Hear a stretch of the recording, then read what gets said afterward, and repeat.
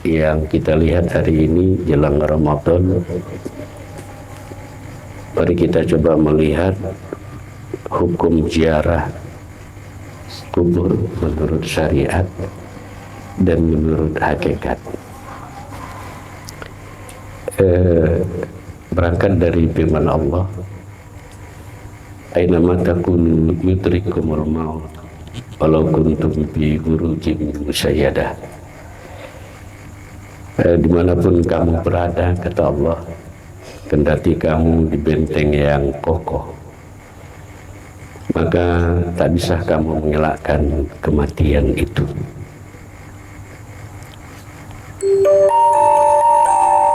Ada 3 hal memang kematian itu dirahasiakan Allah. Pertama, waktu itu dirahasiakan Allah. Yang kedua adalah tempat. Yang ketiga adalah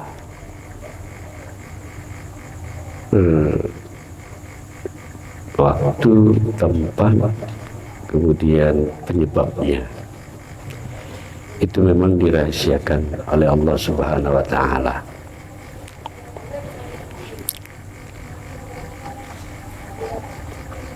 Ketika Imam Ali ditanya para sahabat, "Ya Ali, sampaikan kepada kami mana mukmin yang terbaik itu."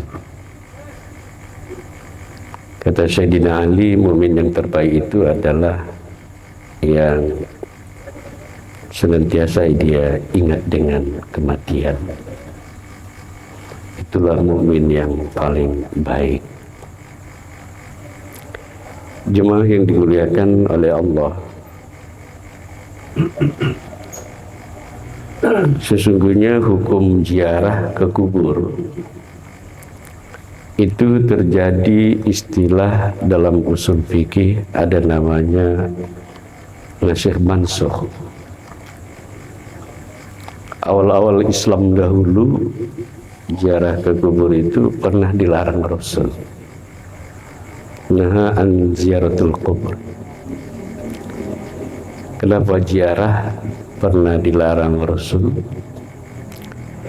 Ternyata pada waktu itu budaya-budaya jahiliyah itu masih dilakukan oleh umat Islam pada waktu itu. Seperti apa orang-orang jahiliyah ziarah itu? Mereka terlalu membesar-besarkan orang yang dikubur itu. Mereka meminta kepada orang yang dikubur itu. Bahkan mereka menangis, memeluk kuburan itu, diambil debunya, dia sapukan ke mukanya. Dan tak jarang mereka mengambil sesuatu di kubur itu untuk dibawa pulang. Dan itu disaksikan Rasul. Maka Rasulullah pun melarang. Tetapi Rasulullah itu betul-betul adalah orang yang bijaksana, arif. Dia tidak hanya melarang orang ziarah, tetapi Rasulullah memberikan pengajaran kepada sahabat kalau apa yang mereka lakukan itu adalah salah. Sehingga Rasulullah menyampaikan apa hal-hal yang harus dilakukan ketika ziarah. Yang tidak dilakukan itu maka dilarang Rasulullah. Nah, setelah kajian itu bisa diterima, sekali satu sisi umat Islam bisa meninggalkan budaya-budaya jahiliyah seperti yang kita sebutkan di atas tadi, barulah Rasulullah menganjurkan anjalatul kubur, disuruhlah kita untuk ziarah ke kubur. Maka hukum ziarah ke kubur itu adalah menjadi sunnat. Jemaah yang dimuliakan oleh Allah, apa sesungguhnya tujuan ziarah ke kubur? Tujuan ziarah ke kubur itu, kata Rasulullah, fa innaha tuzakkirukumul maut. Jadi ketika kita melakukan ziarah ke kubur itu, yang pertama mengingatkan kita akan kematian. Ya, mengingatkan kita kepada kematian, karena mengingatkan kematian ini dapat melembutkan hati kita. Ya, makanya kita ini di masyarakat terbalik. Kalau ada orang meninggal, anak-anak nggak kita bawa, tapi kalau orang pesta kita bawa. Sebenarnya itu terbalik. Dan ada kurapat lagi, kalau anak-anak nanti dibawa ziarah, katanya takut yang aneh-aneh begitu. Ya padahal sebenarnya kalau untuk undangan itulah yang anak-anak itu tak perlu dibawa. Jadi sangat terbalik sekali yang kita lakukan. Jadi sesungguhnya ziarah itu mengingatkan kita kepada kematian. Nah, maka ini mengingatkan kita akan sebuah syair yang diciptakan oleh Ahmad Baki, yang kita ingat dengan lagu Selimut Putih. Ini sebenarnya lagu yang patut untuk kita dengarkan. Ya, kenapa lagu ini mengingatkan kita kepada kematian? Apa kata syair itu? Bila Israil datang memanggil, jasad terbujur di pembaringan, seluruh tubuh akan menggigil, sekujur badan dan kedinginan. Ini nasihat betul untuk diri kita, ya, bahwa kematian itu tak dapat untuk kita elakkan. Jadi itu yang pertama, tujuan daripada ziarah ke kubur. Nah, mengingatkan kita akan kematian, artinya pada saat kita melakukan ziarah ke kubur itu, ya ada terlintas di dalam hati kita, ya Allah, kalau tahun ini aku bisa ziarah, bagaimana tahun yang akan datang? Jangan-jangan aku yang akan diziarahi. Jadi mengingatkan kita kepada kematian itu, itulah mukmin yang paling cerdik, itulah mukmin yang paling cerdas. Nah, kemudian apalagi yang harus kita lakukan ketika kita melakukan ziarah ke kubur agar mendapat pahala yang disebut dengan apa tadi? Sunat dalam melakukan ziarah itu, hendaklah kita yang pertama ketika melakukan ziarah itu ucapkanlah salam. Ya, ucapkan salam ya, dengan ucapan assalamualaikum ya ahlal kubur. Ya.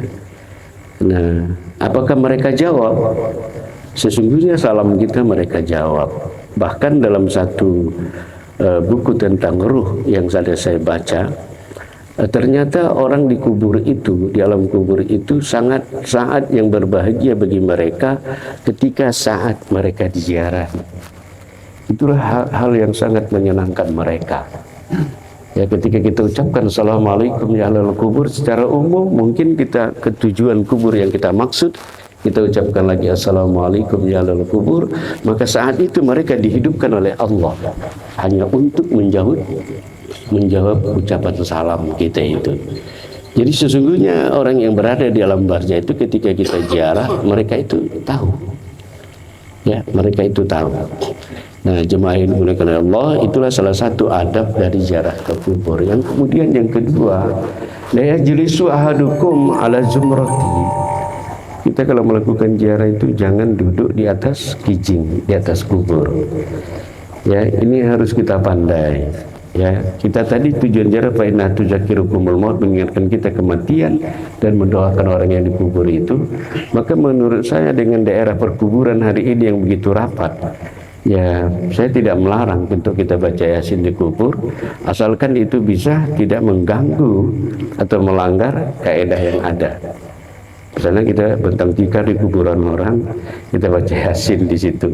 Nah, ini kurang tepat menurut adabnya. Karena barang siapa duduk di atas kuburan itu, kata Rasulullah, samalah mereka itu menduduki bara api. Ya, api yang dimaksud adalah api neraka. Ya, cuma yang dimuliakan Allah, yang ketiga adab ziarah ke kubur itu bahwa pernah Rasulullah SAW melihat seorang pemuda yang melewat kuburan itu menggunakan sandal, sepatu. Ya, Rasulullah melarang itu dan Rasulullah menyuruh membukanya.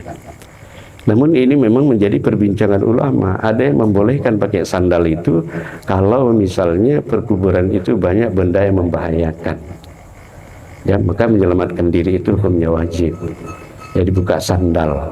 Jadi Rasulullah pernah melarang seorang pemuda yang seperti itu, dan langsung saja pemuda itu membuka sandalnya.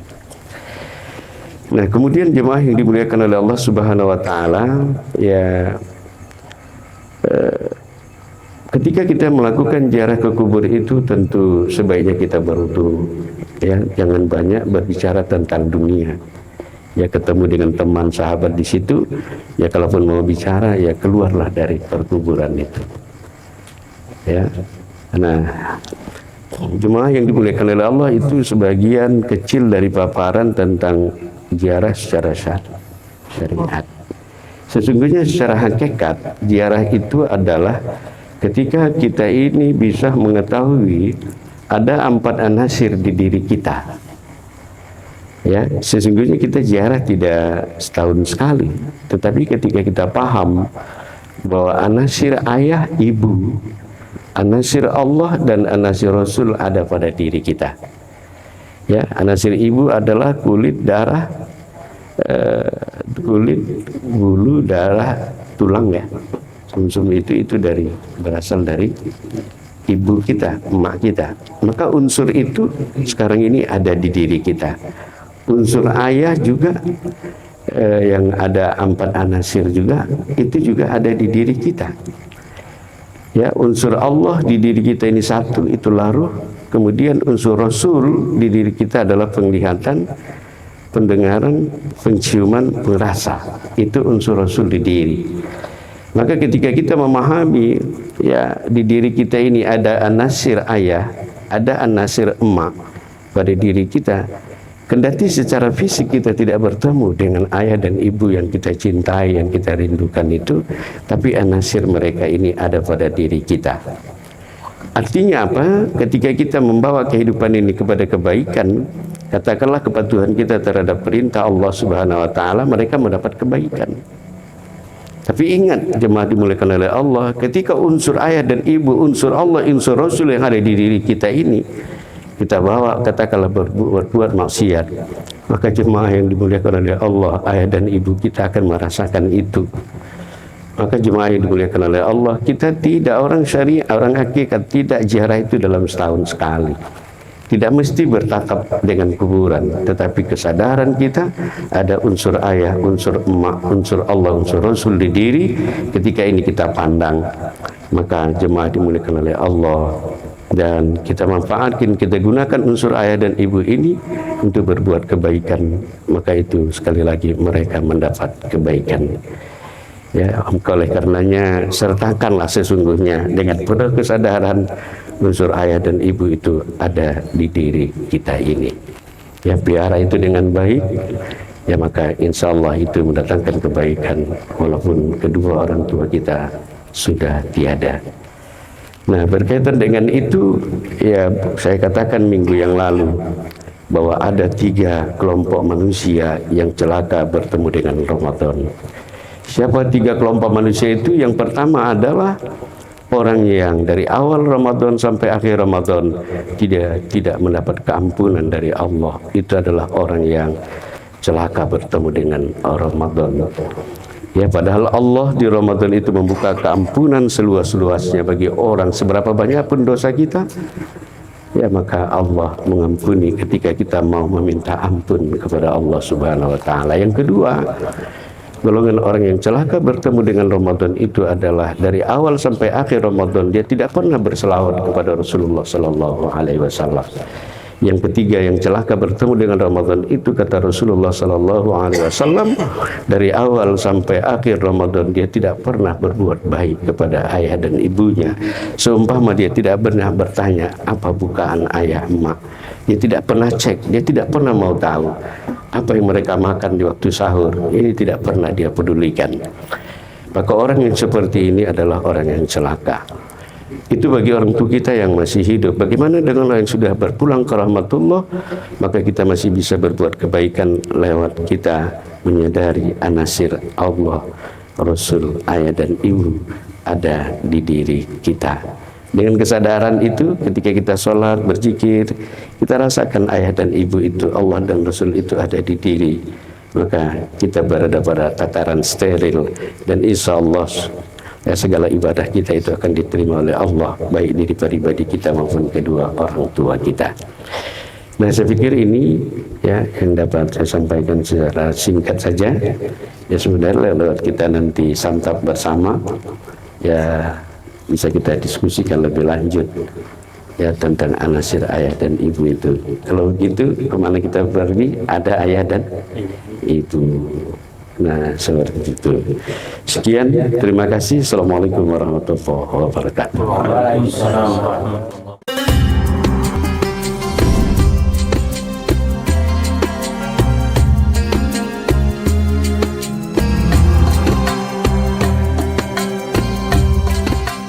Bismillahirrahmanirrahim. Assalamualaikum warahmatullahi wabarakatuh. Qala Allah Ta'ala fil Qur'anil Karim, ya ayyuhalladzina amanu kutiba alaikumusiyam kama kutiba alal ladzina min qablikum la'allakum tattaqun. Shadaqallahul azim. Atas nama pengajian Tauhid mengucapkan selamat melaksanakan ibadah puasa Ramadan 1445 Hijriah.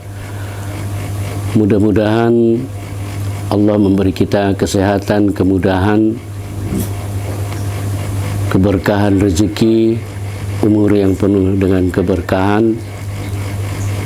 Kami mengucapkan sekali lagi selamat melaksanakan ibadah Ramadan. Lewat ibadah Ramadan ini kita menjadi manusia yang paripurna, menjadi manusia yang bertakwa kepada Allah Subhanahu wa Ta'ala. Kepada pencinta channel ini, dalam kesempatan ini saya menyampaikan mohon maaf lahir dan batin jika dalam penyampaian yang selama ini ada kekhilafan, kesalahan, maka dari hati yang paling dalam saya mengucapkan mohon maaf lahir dan batin. Selamat melaksanakan ibadah puasa Ramadan. Taqabbalallahu minkum minna wa minkum taqabbal ya karim. Assalamualaikum warahmatullahi wabarakatuh.